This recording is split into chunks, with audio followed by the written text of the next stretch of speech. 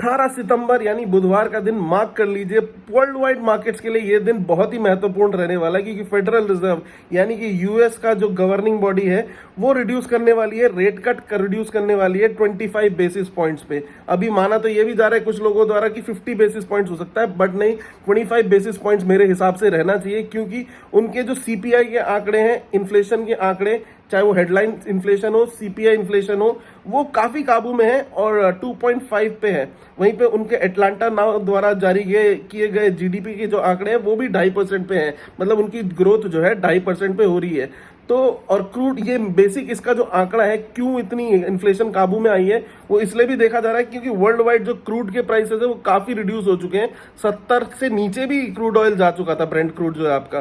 तो उससे world wide जो है आपकी जो इन्फ्लेशन है वो डाउन जा रही है, क्योंकि लोग कच्चा तेल जो खरीद रहे हैं वर्ल्ड वाइड वो काफी कम दामों पे खरीद रहे हैं। तो इन्फ्लेशन पूरे वर्ल्ड में थोड़ी थोड़ी काबू में आई है।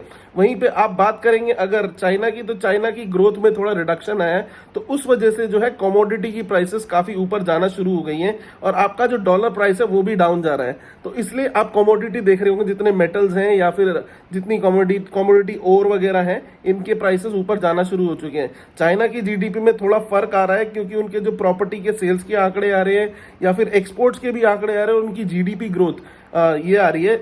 ऑफिशियली तो वो कुछ रिलीज नहीं करते हैं, बट फिर भी ये सब पता लग रहा है, तो उसमें भी काफी कमी देखी जा रही है। तो चाइना की जो जीडीपी भी है वो स्लो डाउन पे है, रिसेशन में नहीं है, स्लो डाउन माना जा सकता है। और यूरोप की जो काफी टाइम से जो उनकी जीडीपी ग्रोथ चल रही है वो भी अमूमन इतनी अच्छी नहीं चल रही है, काफी कमजोर चल रही है। 0.5 के हिसाब से उनकी जीडीपी ग्रोथ हो रही है। वहीं पे इंडिया से अगर आप कंपेयर करेंगे तो इंडिया की जो जीडीपी ग्रोथ है वो इस पिछले महीने 6.4 और उससे पहले 7.2 तक, 7.4 तक भी जीडीपी ग्रोथ रही थी।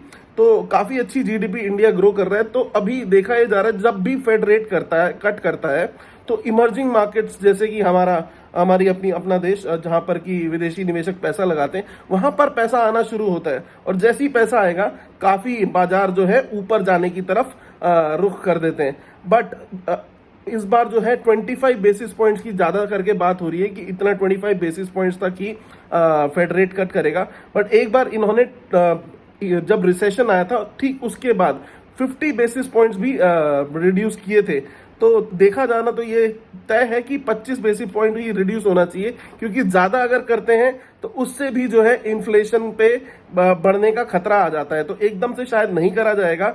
तो आने वाले दिन मार्केट्स के लिए बहुत ही वोलेटाइल रह सकते हैं। 18 तारीख का दिन जब शाम को फेड रेट कट करेगा तो 19 तारीख से हमारा मार्केट जो है भयंकर तरीके से रिएक्ट करेगा, क्योंकि शाम को यूएस के मार्केट्स और यूरोप के मार्केट्स अगले दिन ये सब रिएक्ट कर जाएंगे। तो इंडिया का जो मार्केट रिएक्शन होगा वो 19 तारीख की सुबह से आएगा और 19 तारीख का दिन आपका मेक और ब्रेक होगा। मेरे ख्याल से इस बार रेट कट आ जाना चाहिए। अमूमन देखा ये भी गया है कि जब भी रेट कट, कभी भारी इन्फ्लेशन बढ़ने के बाद जब काबू में आता है और रेट कट करता है फेड, तो ये भी देखा गया है कि रिसेशन आने का खतरा भी रहता है। तो इस चीज से भी बाजार डरे हुए। आप देख रहे होंगे काफी दिनों से जो है बाजार 100 पॉइंट की रेंज में ही ट्रेड कर रहा था। केवल आप अगर परसों का दिन छोड़ देंगे जो कि थर्सडे को था, एक्सपायरी वाले दिन, जिस टाइम पे आखिरी 1-1.5 घंटे में एक बहुत तगड़ा स्पाइक देखा था, वो भी इसीलिए क्योंकि एफआईआई ने काफी पैसा लगाया था, विदेशी निवेशकों ने काफी पैसा लगाया था एंड मोमेंट में जब रिटेलर्स ट्रैप हुए थे, और उसके बाद उन्होंने सीधा मार्केट को ले गए थे 300-400 point up with in 10 minute की कैंडल में।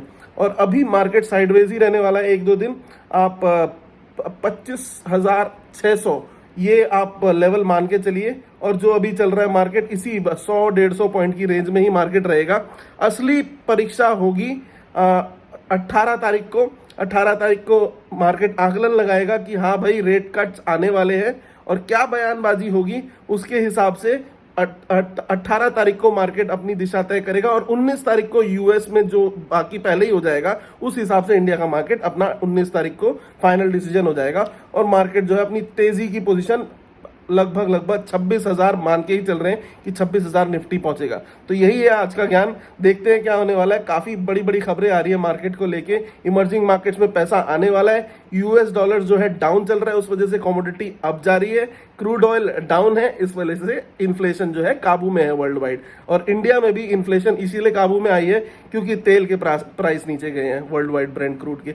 तो यही है जानने का आज का ज्ञान। धन्यवाद दोस्तों, जय हिंद।